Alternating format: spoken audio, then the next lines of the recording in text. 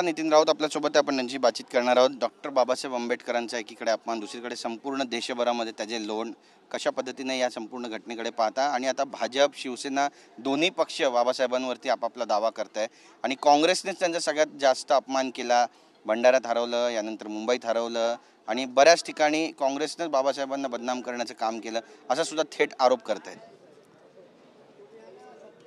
ज्यांनी या देशामध्ये ब्रिटिशाच्या काळामध्ये गुलामगिरी स्वीकारली होती, ते गुलाम सर्व आता सत्तेमध्ये आलेले आहेत आणि ही सत्ता त्यांना जर खऱ्या अर्थानं मिळाली असेल तर ती भारतीय संविधानामुळे मिळाली आहे।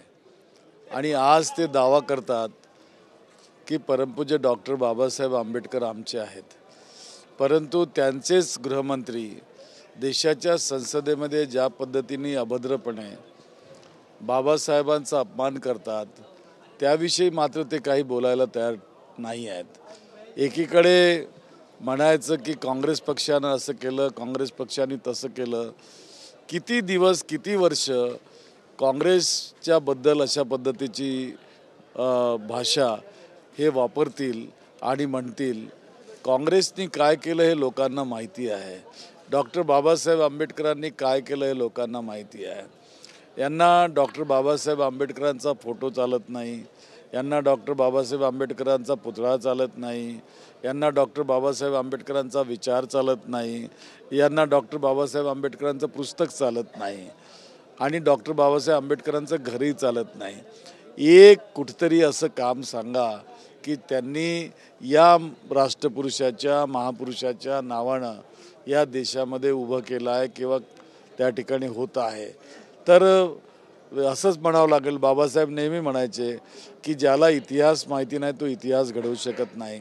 हे इतिहासात फार कच्चे आहेत, खोटं बोलू बोलू इतिहासाला फिरवण्याचं काम आयुष्यभर यांनी केलं आणि तोच प्रकार या ठिकाणी आज घडतो आहे। नक्कीच, पण आता आपण पाहतोय की विधान भवनाच्या पायऱ्यावर भाजपचे नेते सुद्धा येत आहेत, बाबासाहेबांवर स्वतःचा अधिकार सांगतायत, आम्ही बाबासाहेबांचा अपमान कधीही केला नाही आणि शब्दांचा विपर्यास केला, असा सुद्धा थेट आरोप काँग्रेसवर आहे।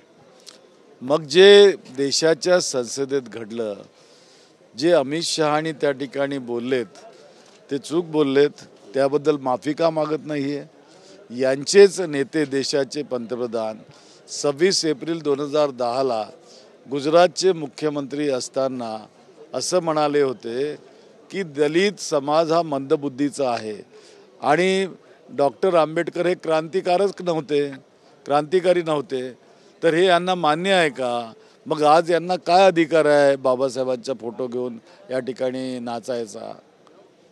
नक्कीच, पण हे सगळं प्रकरण आता त्याचं लोण जे आहे ते संपूर्ण देशभरामध्ये पसरेल, कारण बऱ्याच संघटना आता पुढे येत आहेत, याचा निषेध करतायत, पक्षातील नेते सुद्धा पुढे येतात, निषेध करतायत। आज तर अधिवेशनामध्ये सभागृहामध्ये बाबासाहेबांचे फोटो घेऊन त्या ठिकाणी सगळे बसले होते। एक लक्षात घ्या, आज जो देश आपला एक संघ आहे तो या भारतीय संविधानामुळं, डॉक्टर बाबासाहेब आंबेडकरांच्यामुळं। तुम्ही बघाल येत्या 16 तारखेला देशामध्ये भारत बंद पुकारण्यात आलेला आहे। ठिकठिकाणी मोर्चे निघतील, लोक बाहेर निघतील, बंद या ठिकाणी पाळतील। जो अपमान या ठिकाणी अमित शहा आणि बाबासाहेबांचा केला त्याबद्दल त्यांनी माफी मागावी, अशीच आमची मागणी या ठिकाणी आहे आणि राजीनामा द्यावा। जोपर्यंत ते होत नाही तोपर्यंत हे आंदोलन चालणार आहे। राहुल गांधींवर पण गुन्हा दाखल करण्यात आला, कुठेतरी प्रकरण डायव्हर्ट करण्याचा हा सगळा प्रयत्न, अशी सुद्धा चर्चा सध्या झडते। खरं आहे हे? हुकुमशाही या देशावर अघोषित आहे, परंतु ती लादण्याचा सातत्यानं प्रयत्न होत आहे। त्याचंच हे चित्र दिसतं आज, जे राहुल गांधींवर गुन्हे दाखल करण्यात आले। नक्कीच, मुंबईत काँग्रेस ऑफिसमध्ये तोडफोड करण्यात आली, आज संजय राऊत यांच्या घराची रेकी करण्यात आली, ऑफिसची रेकी करण्यात आली, दिल्लीचं पण त्यांचं जे घर आहे तिथे सुद्धा रेकी झाली अशी माहिती मिळते। महायुतीच्या विरोधामध्ये ज्यांनी ज्यांनी बंड पुकारला होता, ज्यांनी ज्यांनी एल्गार पुकारला, ते सगळे आता टार्गेटवर आहे असं म्हणावं। बाबासाहेबांचं नाव घ्यायचा यांना अजिबात अधिकार नाही आहे।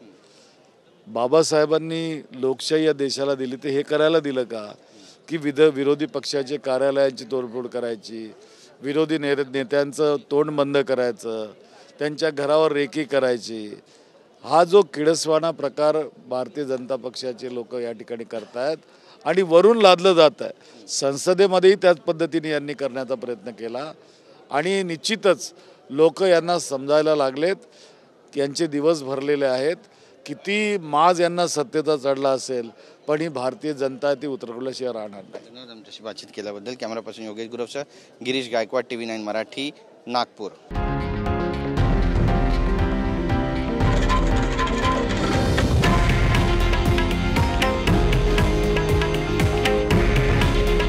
हे आहे देशातील नंबर 1 न्यूज नेटवर्क आणि आपण पाहत आहात TV9 मराठी.